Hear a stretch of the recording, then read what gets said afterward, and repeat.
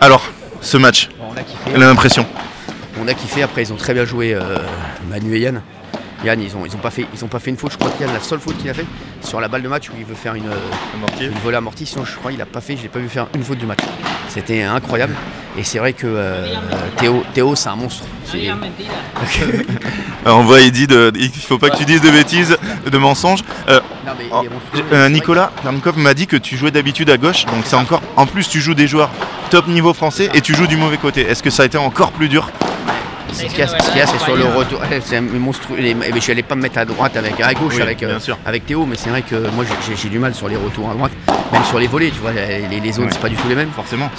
En haut c'est pas du tout la même chose, donc c'est vrai que j'étais obligé avec Théo, je pouvais pas aller à gauche, mais c'est vrai que lui il est monstrueux parce qu'il est partout et c'est compliqué tu te dis, moi j'ai envie, si c'était de moi, je vais jouer toutes les balles. On a vu que vous avez changé un peu. Alors déjà, tu parles pas espagnol, me semble-t-il. Et Théo, no hablas francés? Non. Alors,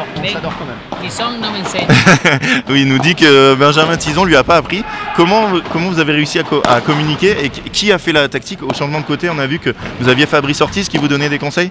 Non, Fabrice Ortiz c'est le coach de Yann et de Manuel. Qui vous coachait? C'était lui qui me coachait. Dile que el pádel es como el sexo. El pádel, c'est comme le del sexe. pádel se puede hablar. Dentro de la pista se puede comunicar por gestos. Ouais, c'est comme le sexe, on peut communiquer avec des gestes et il n'y a pas besoin de parler. C'est vrai, il a raison. Non, on avait José qui était là, un pote qui nous traduisait ce qu'il disait.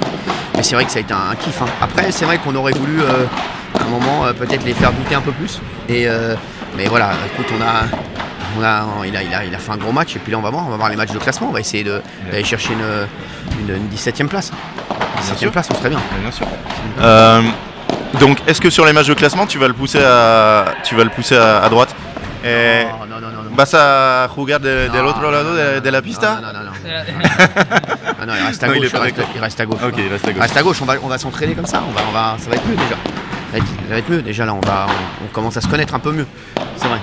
Ouais, mais ça va aller, c'est un kiff de jouer avec lui. Extraordinaire. Théo, ¿quieres decir cosas del partido? ¿Qué piensas del nivel de Cyril?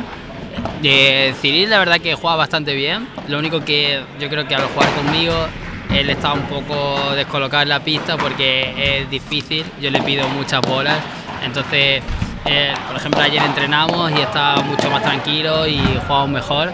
Hoy nos sorprendió un poco que los rivales empezaron muy bien y han jugado todo el rato muy serio y muy buen nivel ya en Francia, pero creo que si tenemos otra oportunidad y empezamos sobre todo bien el partido podemos dar algún susto a alguna pareja.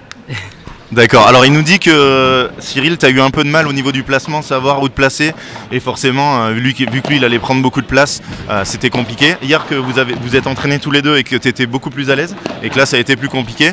Et par contre, il a été surpris par le très bon niveau des adversaires et qu'ils ont pris le match très sérieusement. Et il pense que si vous faites un meilleur départ sur un des prochains matchs, vous allez pouvoir embêter une paire. Et estás de acuerdo contigo. Donc les gars, merci à vous pour le spectacle. Gracias Théo et buena suerte para los otros partidos.